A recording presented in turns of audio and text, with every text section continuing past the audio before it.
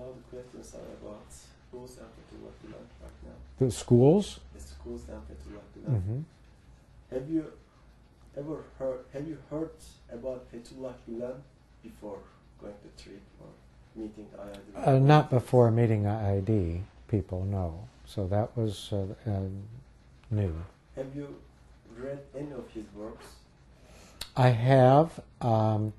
I frankly find him difficult to read. His style or translation, I don't know, is not very easy for me. But I have read some articles, and I've been fortunate to receive a number of books, and I've looked through them. I don't feel like I've really studied them, but they are there waiting. When I have an opportunity, I dip into them. I was particularly interested in the book on Sufism, partly because of my interest, I suppose, in Rumi. But he's written on so many different topics and has a vision for how society can be more wholesome for everybody. And it involves both commitment and respect and dialogue and understanding. Business owner to small business owners, from teachers to students, many people believe that these Gulen schools and peace and friendship schools are the way that can be established peace in the society and in all over the world. What do you think about this? Well, I think one of the commitments that arises from the teachings of Gulen is the importance of education.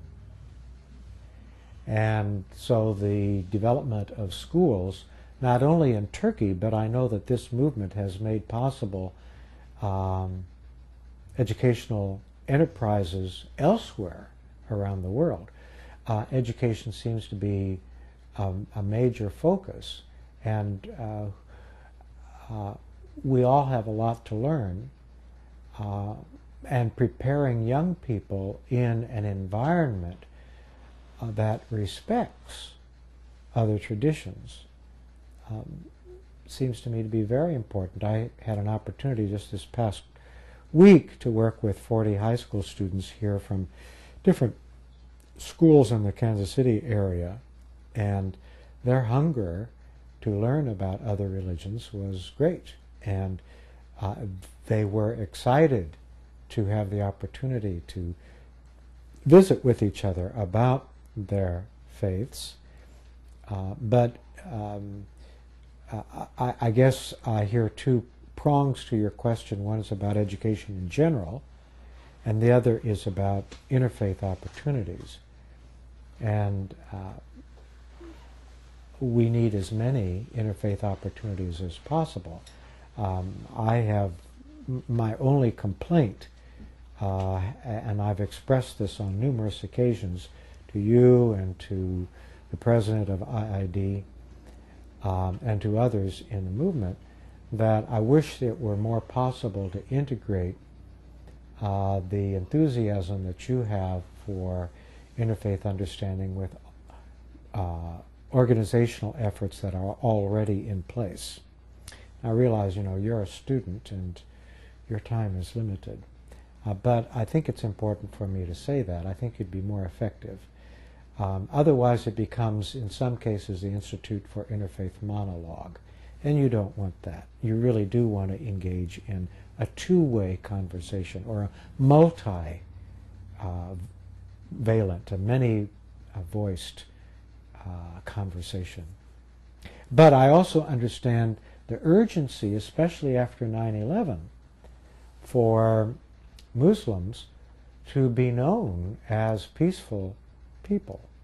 The name of the faith, Islam itself, is derived from Arabic, which is related to the notion of peace.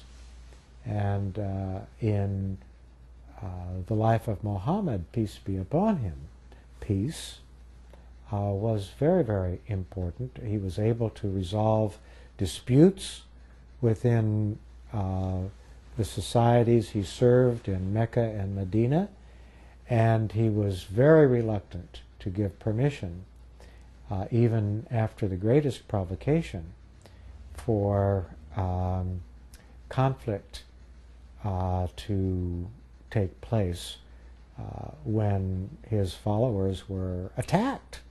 Very reluctant.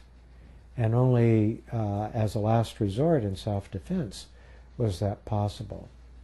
So I think it's important for various Muslim organizations to find ways to make it clear to America, and certainly to the Europeans who are undergoing this terrible uproar now over the publication of cartoons of Muhammad.